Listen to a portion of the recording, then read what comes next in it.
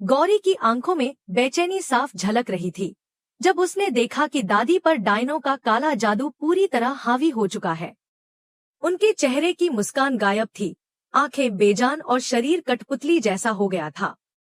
डायनों ने जैसे उन्हें अपने कब्जे में ले लिया था और अब उनके इशारों पर नचा रही थी।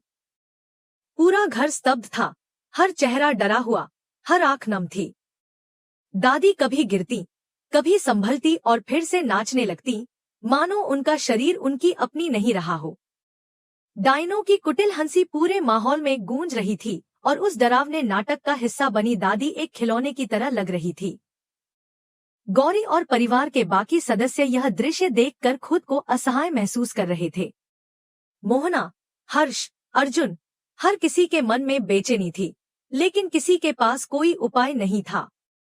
गौरी के पास तो अब वो शक्तियां भी नहीं थी जो पहले उसकी रक्षा किया करती थी, फिर भी वह इस अन्याय को और नहीं देख सकती थी।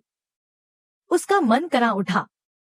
उसने मन ही मन ठान लिया कि दादी को किसी भी हालत में बचाना है। डायनों ने जो शक्तिरेखा खींची थी वह किसी भी इंसान को अंदर बाहर आने जाने से रोक रही थी। गौरी ने देखा कि दादी की हालत बिगड़ती जा रही है और वो थकावट से बेहाल होकर गिर रही हैं। इस बार उन्होंने उठने से इनकार कर दिया, लेकिन डायनों का काला जादू फिर से उन्हें उठा देता है और वे मजबूरी में नाचने लगती हैं। ये देखकर गौरी के आंसू छलक आए, लेकिन उसने खुद को संभाल लिया। उसी समय डायनों में से एक, जिसे उनके बीच सबसे ताकतवर माना जाता था, शक्ति रेखा को और मजबूत करती है। लेकिन वहीं खड़ी उसकी बेटी, जो अंदर से इस पूरे दृश्य को देखकर परेशान हो रही थी, वह चुपचाप अपनी शक्तियों से उस रेखा को मिटा देती है। यह देखकर हर्ष चौंक जाता है और अर्जुन को इशारा करता है। गौरी भाभी कुछ कर रही हैं। लगता है वो डायनों का ध्यान भटकाने की कोशिश कर रही हैं। गौरी ने राख अपने हाथों में लगाई और उस शक्ति रेखा को छू लिया। उसकी हथेलियों में जलन होने लगी, लेकिन वो पीछे नहीं हटी। जैसे ही उसने रेखा को पार किया, एक तीव्र झटका लगा और दादी पर से डायनों का काला जादू टूट गया। दादी जमीन पर गिर पड़ी और रोने लगी। गौरी दौड़कर उनके पास पहुंची, उन्हें गले लगाया और बोली, सॉरी दादी, मैं आपको ऐसे नहीं देख सकती थी। मोहना, हर्ष और अर्जुन भागकर आए और दादी को संभाला। परिवार के सभी लोग भावुक हो गए और एक बार फिर एकजुट हो गए। लेकिन गौरी यहाँ रुकने वाली नहीं थी। उसने डायनों की ओर देखा और चीख कर बोली, अगर तुम में ताकत है तो मुझसे लड़ो। तुम एक बुजुर्ग महिला पर वार करके क्या साबित करना चाहती हो? अगर हिम्मत है तो रिश्वा से लड़ो, मुझसे लड़ो। यह सुनकर डायने हंसने लगी। उनमें से एक बोली, तेरे पास तो अब शक्ति ही नहीं बची, तू हमारा क्या बिगाड़ेगी? गौरी ने दृढ़ता से जवाब दिया, मेरे पास शक्ति नहीं है, पर मेरे पास साहस है और यही तुम्हारी कमजोरी है। मोहना, जो पहले से ही डायनों की चालों से डरती आई थी, अब कहती है, गौरी पागल हो गई है क्या? बिना शक्ति के डायनों से लड़ाई? लेकिन हर्ष उसे समझाता है, वो सिर्फ उनका ध्यान भटकाना चाह रही है ताकि हम अंदर से कुछ कर सकें। इसी बीच बाहर सिया अपनी रहस्यमयी मददगार के साथ खड़ी थी। वह कहती है, हमें अंदर जाना होगा, लेकिन चारों तरफ डायनों का पहरा है। सिया घबराई हुई होती है, समय नहीं है, हमें जल्दी कुछ करना होगा। वह महिला कहती है, अगर गौरी हार गई तो केवल उसका नहीं, हम सबका अंत निश्चित है। गौरी ने एक बार फिर डायनों को ललकारा और कहा, लहराती चोटी वाली आंटी, आपको लगता है आप मुझे डरा सकती हैं? लेकिन आप नहीं जानती कि असली ताकत क्या होती है। मेरी शक्तियां भले ही चली गई हों, लेकिन मेरा हौसला अभी बाकी है। यह सुनकर डायने और जोर से हंसने लगती है। लेकिन इस बार गौरी भी हंसती है। उसकी हंसी में डर नहीं बल्कि चुनौती थी। परिवार के लोग गौरी को रोकने की कोशिश करते हैं, लेकिन गौरी बोलती है, आप सबका आशीर्वाद ही मेरी शक्ति है। जब तक आप सब मेरे साथ हैं, तब तक कोई भी मुझे हरा नहीं सकता। दादी कांपते हुए कहती है, बेटा तू मत जा, तू हमारी आखिरी उम्मीद है। गौरी उनके चरणों में झुकती है, उनका आशीर्वाद लेती है और एक नई ऊर्जा के साथ खड़ी हो जाती है। अब सारे घरवालों की निगाहें गौरी और डायनों के बीच के आमने सामने की लड़ाई पर थी। आग की लपटों से घिरा आंगन, काले जादू से भरा वातावरण, और बीच में खड़ी थी एक नारी, बिना शक्ति के लेकिन हिम्मत से लबरेज। उस वक्त कोई नहीं जानता था कि क्या होगा, लेकिन हर कोई ये महसूस कर रहा था कि अगर कोई उम्मीद बची है तो वह सिर्फ और सिर्फ गौरी है। यही था उस रात का आगाज, जब दावंश की परछाई धीरे धीरे पूरे परिवार पर मंडराने वाली थी, और गौरी उसकी आखिरी दीवार बनकर खड़ी थी। डायनों की कुटिल मुस्कान और रहस्यमयी ताकतों से भरे वातावरण में अब वह क्षण आ चुका था जब गौरी ने स्वयं को उन अंधकार की शक्तियों के सामने अकेले खड़ा पाया। जैसे ही उसने हिम्मत से उन्हें ललकारा तो उनमें से एक डायन हंसते हुए बोली, क्यों डर गई क्या? लेकिन गौरी की आंखों में अब डर नहीं बल्कि चुनौती थी। उसने उसी अंदाज में मुस्कुराते हुए जवाब दिया, डर तो तुम गई हो, तभी तो तुम सब मिलकर मुझसे लड़ना चाहती हो। मेरे पास शक्तियां नहीं हैं, पर हिम्मत है और तुम उससे डरती हो। यह सुनते ही सभी डायनों की हंसी रुक गई और उन्होंने उस चुनौती को स्वीकार कर लिया। परिवार वालों के चेहरे पर डर साफ नजर आ रहा था। दादी, मोहना, हर्ष, अर्जुन, सबकी आंखों में चिंता तैर रही थी।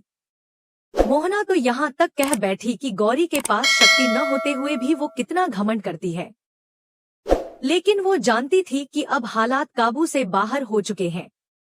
उसने एक डायन को आदेश दिया, पहले इस रिश्वा को सबक सिखाओ, और वो डायन गौरी की ओर बढ़ती है।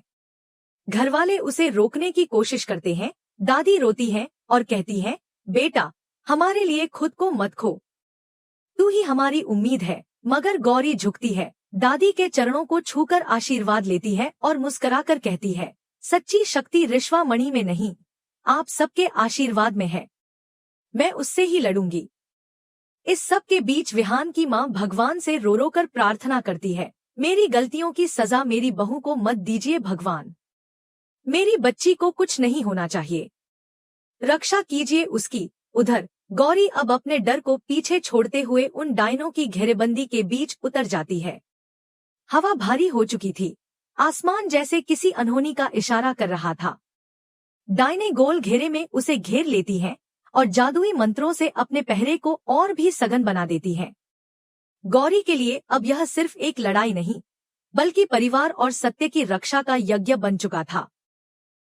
विहान, जो अब दामंश की क्रिया को पूर्ण कर रहा था, अंदर ही अंदर अपने भीतर की मानवता को खोता जा रहा था, लेकिन उसका एक हिस्सा अब भी अपने प्रियजनों को बचाना चाहता था। इसलिए उसने ध्यान केंद्रित करके डायनों का ध्यान भटकाने की योजना बनाई ताकि सिया और हर्ष मंदिर के प्रथम जल तक पहुंच सकें।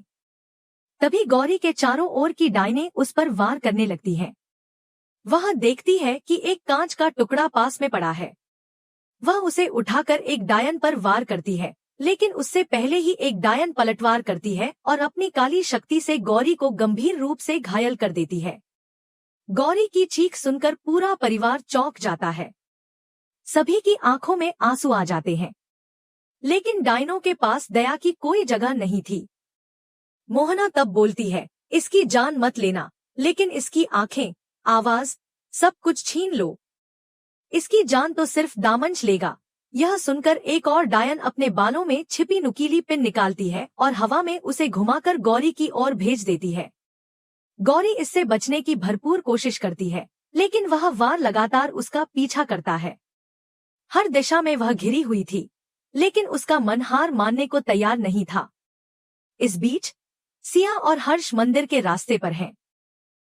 सिया बताती है कि प्रथम जल ही इस प्रलय को रोक सकता है और अगर गौरी हार गई तो केवल उनका परिवार नहीं, पूरी मानवता तबाह हो जाएगी।